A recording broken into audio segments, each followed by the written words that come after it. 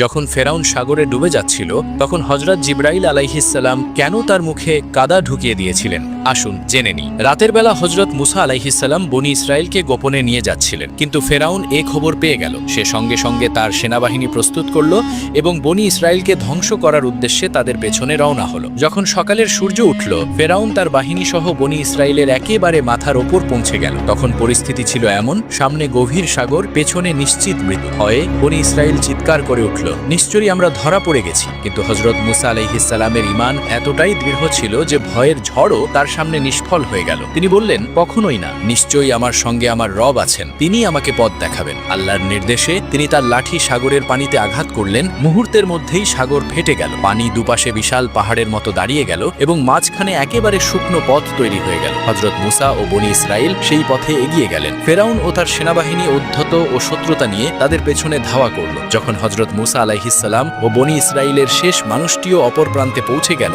তখন আল্লাহ পানি আবার একত্রিত করে দিলেন এবং সবাইকে ডুবিয়ে দিলেন। ডুবে যাওয়ার মুহূর্তে ফেরাউন বলল, আমি ঈমান আনলাম যে তিনি ছাড়া আর কোনো উপাস্য নেই যার ওপর বনি ইসরায়েল ঈমান এনেছে, আর আমি অনুগতদের অন্তর্ভুক্ত।